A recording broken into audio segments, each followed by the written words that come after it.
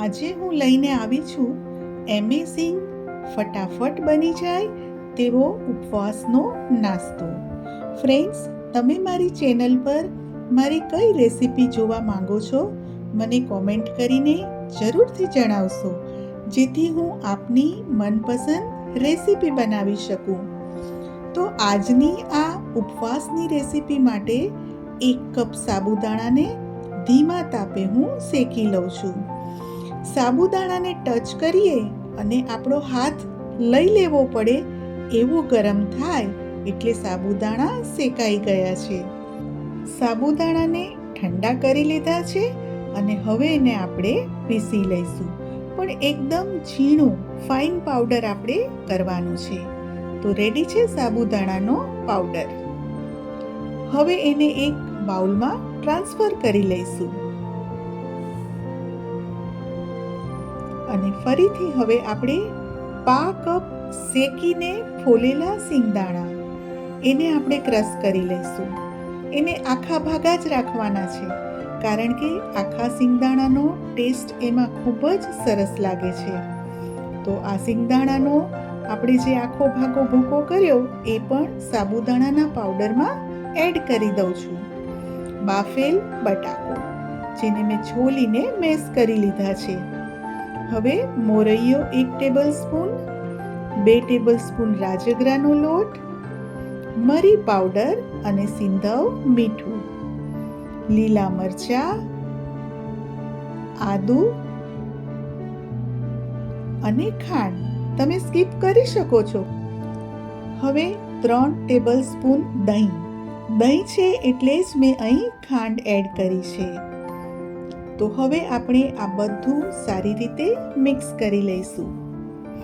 આ નાસ્તો super tasty, super easy અને સુપર ક્રિસ્પી છે. અને પાછું સાબુદાણા પલાળ્યા વગર ઇન્સ્ટન્ટ જ આ ફરાળી નાસ્તો આપણે બનાવી રહ્યા છીએ.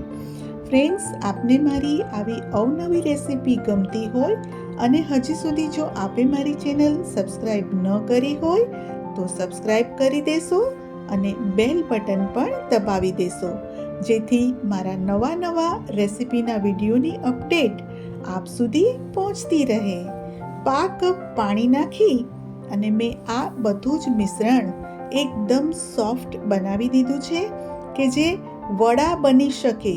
જુઓ, એક હું ગોળ વાળીને બતાવું છું. તો આવું બાઇન્ડિંગ વાળું મિશ્રણ આપણું તૈયાર થઈ ગયું છે. માત્ર 10 મિનિટ માટે ઢાંકીશું. 10 મિનિટ પછી હવે આપણે એમાં લીલા ધાણા એડ કરી દઈશું. બધું જ સરસ રીતે મિક્સ કરી લઈશું. ફ્રેન્ડ્સ, આપ મને જરૂરથી જણાવશો કે આપ મારી ચેનલ પર મારી કઈ રેસીપી જોવા માંગો છો. હું આપની ફરમાઈશ ઉપર એ રેસીપી જરૂરથી બનાવવાનો પ્રયત્ન કરીશ.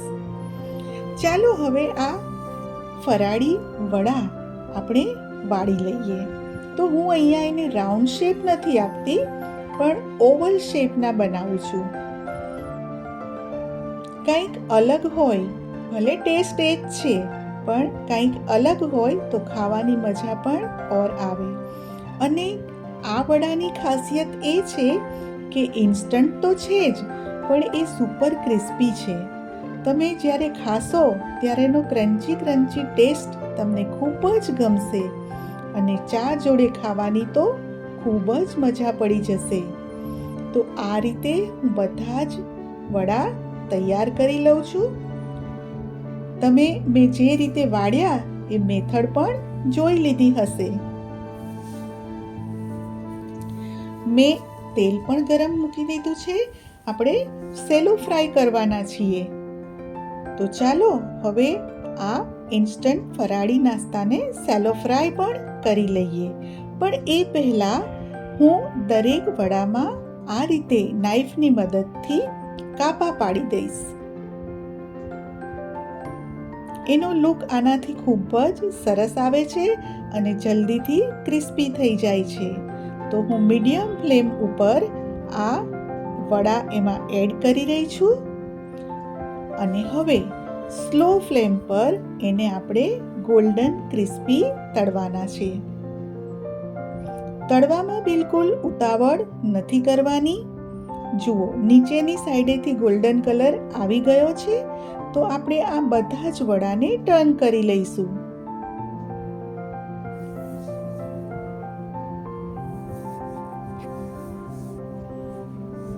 અને ફરીથી નીચેની સાઈડે આપણે સારી રીતે એને ક્રિસ્પી થવા દઈશું.